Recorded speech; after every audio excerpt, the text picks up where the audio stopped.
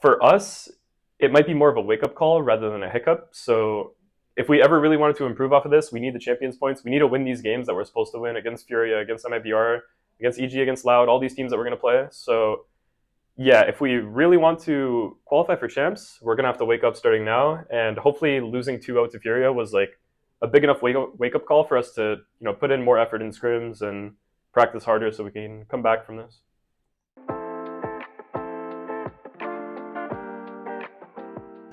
Hi everyone, welcome to 1v1.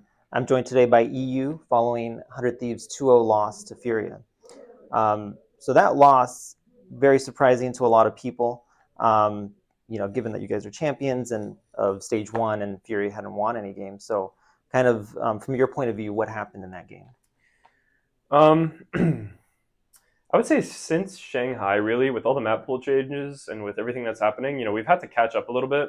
I would say coming off of the Americas win, we sort of stopped working on improving like our micro fights and our team fights, which was a big reason why we won a lot of the games in the past. We'd force these engagements, we'd force these like very heavy like team brawls where we would end up coming out on top because we have like small little micro comms that's like like fight right, or like we call it 3-2-1 in the middle of a really chaotic fight that ends up giving us the advantage in the fight.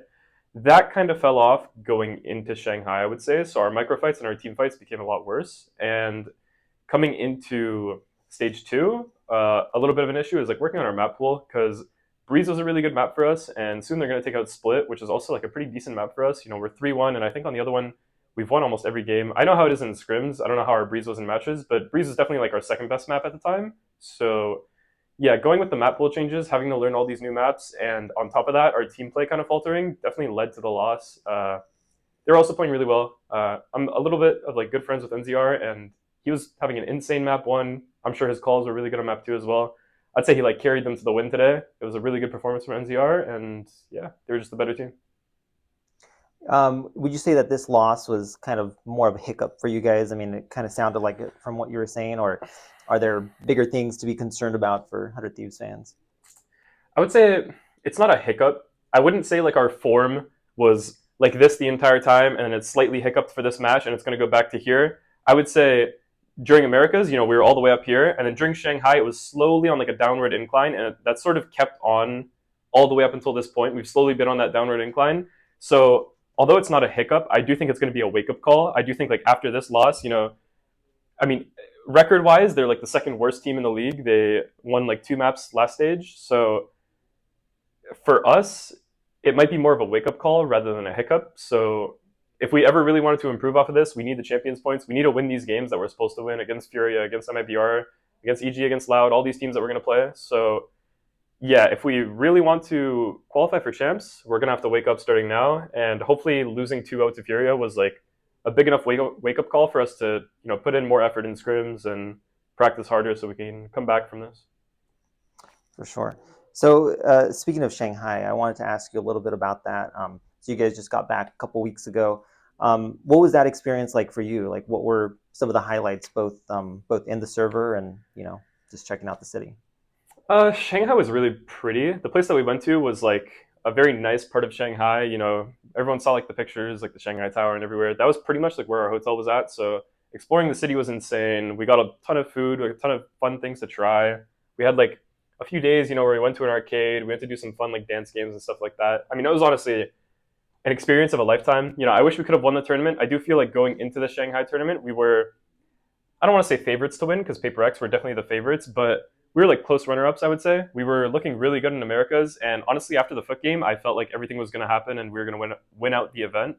But yeah, I mean, like I was saying, after the FUT game, we fell off a little bit. I'm not sure what it is. I can't like contribute like a sole reason to it. It's a combination of a ton of things, but yeah. How would you compare the experience at that tournament compared to other like international lands that you've been to? So I know you were at the Ascension final last year, and you guys did Red Bull in the off season. So how did Masters Shanghai kind of compare in terms of like the nerves you might have been feeling, the pressure, the hype? I wouldn't say it was that high pressure, to be honest with you. I'm sort of a personality where, whether I'm the favorite or not the favorite, I kind of just show up to play, and I'm going to do the best that I can, whether it's in-game with like communication or, just shooting my gun. Like, I'll always do the best that I can. I'm not going to show up 100% every day. Some games I might feel a little nauseous. I might have to puke or like I don't know, it's like just random things that might come up. But I'll do the best that I can on any given day. And I can say after my experience in Ascension in Sao Paulo, the crowd doesn't really phase me anymore. There was a huge crowd in Shanghai. I think we had like an 18,000 crowd, which is the biggest in Valorant. But honestly, like the Sao Paulo crowd on M80 back when I was in Ascension gave me like a really big limit test. You know, they hated us. They would never cheer, even if we got a kill or a round win or a crazy clip. Not one cheer. Every time the enemy team won the round, you know, they'd be jumping up and down, dancing in front of like the stage. They'd be cheering. The crowd would erupt. You'd feel like the stage shaking. So I haven't really had any sort of like crowd intimidation since that event, but I would say it was definitely exciting. The crowd was good on the big stadium in the Mercedes Benz, and even the smaller crowd. They were a really nice crowd. I don't think people were kind of criticizing them online. I would say I saw like a little bit of critique towards the crowd because they didn't cheer for certain teams, but I don't think it's bad. I mean, even when we were in Ascension on M80, nobody cheered for us, but obviously, like they're gonna want the Brazilian team to win, and you know it's the passion and the fuel there. So I'm fine with it, and I think that the crowd was really good in China. Yeah, good insight there. I wanted to ask you also, just kind of referring back to Ascension last year. So um, I noticed that like of all the teams that from NA that qualified for Masters Shanghai, it's a lot of players who competed last year in challenges. So yourself, Yeah, the G2 yeah. guys, and then Tex, Tex, yeah. and then even like stage one, you had John QT with Sentinels. Mm-hmm. So what do you think that says about just kind of the state of like tier two in North America? Um, I would say a big thing that people are kind of undervaluing from last year is M80 and the Guard were kind of both like super teams built to win tier two. Like the Guard, they didn't stay together for no reason. They really thought that they would win tier two last year. That's why they stayed together. They could have left, they could have got individual tier one offers.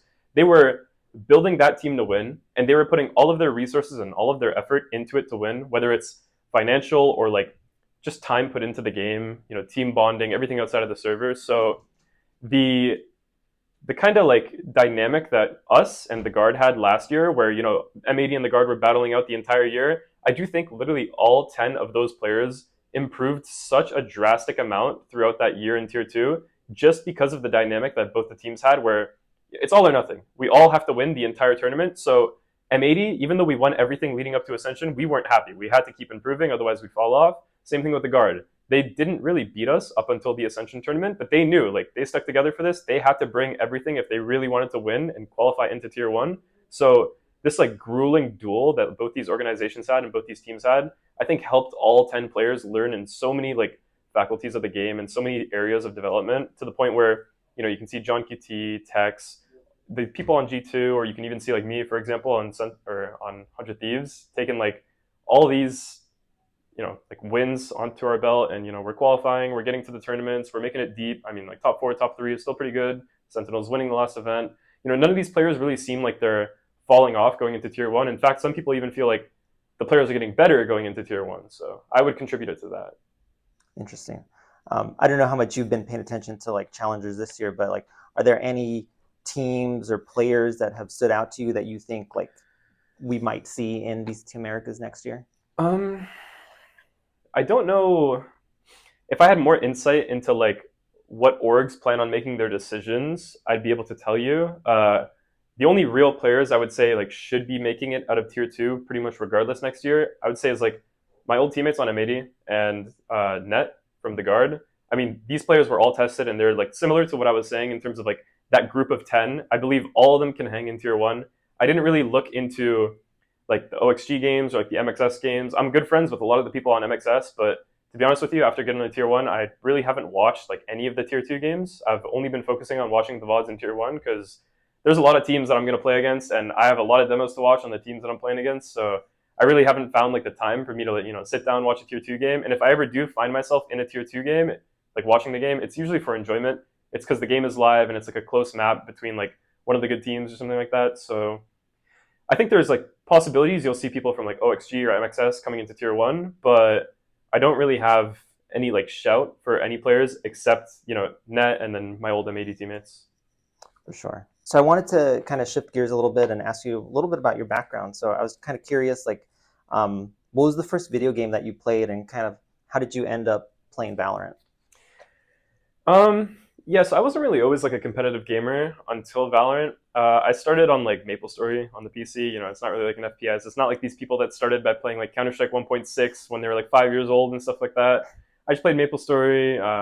I chilled a lot, I would say, up until I was like 16. Once I hit 16, I think I started playing Counter Strike, not to go professional, but back on a website that people would play and compete on. There was like a little prize that you could get for being like the highest rated player of the month. So I would go for that prize pretty much every single month. And as like a 16-year-old kid, it was usually like $70 and stuff like that. So I had no real income, but working working hard to get like this big rating prize where I'm getting $70 in my pocket at the end of the month. That was kind of what pushed me to improve. And eventually, like there was a point in time when I was like 17, 18 maybe, where I just won it every single month, you know, back to back to back. And that kind of like helped me improve at FPS games. But even at that point, I still didn't want to go pro. I wanted to become a software engineer, go into university and whatnot. But after my first year of university and with the news of Valorant coming out, I was like, I was kind of done with university after my first year. I was like stressed doing all the work and whatnot. And then hearing about Valorant's release, I made a bet with my friends. It was summer when the game got released. And I made a bet with my friends that we would drop everything we were doing in the summer and like just hardcore grind Valorant 16 hours a day and try to go pro. And then in the summer, I hardcore grinded and I went from like this nobody to being signed to T1 back when they were a North American organization as well. They're playing in APAC now, but back then they had an NA team. So yeah, I got signed to T1 and that was kind of when I like went to my academics and I was like, yo, I want to put a hold on my education in uni. Let me take like 5 years, see what's happening with Valorant, see if I can improve. And I think closer to the end of summer, or maybe when school was supposed to just begin, I got signed to Energy, and that was like my first real, contract. I had Chet, who's like a big coach. I mean, he's on Energy now still, but I had Sam, Chet on my team. They're still like playing to this day. Som, and yeah, I just kind of like segued into other teams, M80, 100 Thieves, and yeah, now I'm here. And then I know that Zix was also on NRG at the Yeah. time. So what's it been like for you kind of reuniting with him this year and playing under him? Yeah, I mean, since Energy, I always knew how good Tony was as a coach. He's like, I talked about it with him recently, but he has a lot of experience coaching League of Legends, and there's so many things that you can see just in the way that he coaches and in the way that he speaks to you that you really don't see with other coaches in Valorant or in any game probably. He has so many like small little things that he learned from like a psychology coach or maybe he learned it from past experiences coaching League of Legends that makes him such a great coach, like both in the game and mentally. He can really do it all.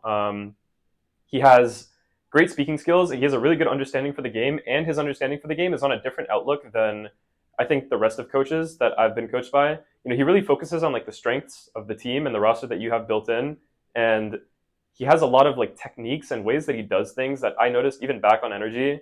And I remember going to M80, going to 100 Thieves. My biggest thing, even going to M80, I had Happy as my coach. Happy was a great coach. He was perfect. There was honestly like very little flaws I could find with Happy.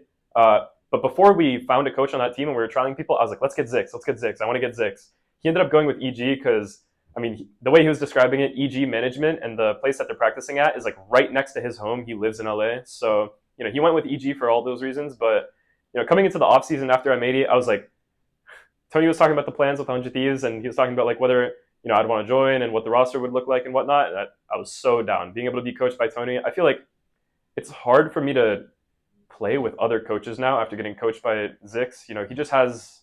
I'm like hard glazing him right now on this point, but genuinely, I think he's easily the best coach in the game, and like nobody even comes close. Just with all of like the knowledge and the experience that he has, he can like do it without trying now. It's almost like passive for him. He's like a good coach without trying to be a good coach. So yeah, props to Zix, props to Tony. Yeah, I think very well deserved praise for him given Yeah. what he's done. I was also curious, just your gamer tag EU, like where does that come from? Um, yeah, I mean, when I was younger, I forgot how I got it. It was just like I remember the vowels were eeiou, and my initial alias was just eeiu. But eventually, I didn't like resonate with the alias as much, I would say. And then when I changed it to eeiu, I realized it also like the way that you pronounce it is EU, which is Europe, which is where my parents are from. So I ended up changing it to EU, but there's no real like reason. A lot of it is just vowels, and I thought it looked cool to be honest with you, like all lowercase EU. I was a kid, I was like 9 maybe or something like that, and I was like, this looks pretty cool. It's not as bad as the first Alias that I made when I was like 6. So I was like, I might as well just change it. And then, I went through CS and I went through Valorant with that name. So I never ended up changing it again because I'm just fine with it. It's just an alias. It's not like it's my first name or anything. So yeah. Yeah, I mean, I think it's perfect. Yeah. Works well. Thank you. Um, but yeah, I mean, that's all. That's all the questions I had for you. Anything else you'd like to add? Any message for the fans? Um, we might have lost 2-0 to Furia. I think these games are pretty close. I think we're probably at like an all-time low right now in terms of like our team play. So, unless we just completely implode as a team, it should only be up from here. So, if you're a 100 Thieves fan, make sure you keep praying, keep on the lookout, keep hoping we come back to our initial form, and I think it should be better. I think it'll be a wake-up call for us, and I think all the players on our roster really want to get back to champions, for example, and we do want to win again. We want to feel what it feels like to lift the trophy again. So, yeah, we're going to give it our all. Well, thank you so much for this interview, and Thank good you. luck the rest of the season. Thank you so much.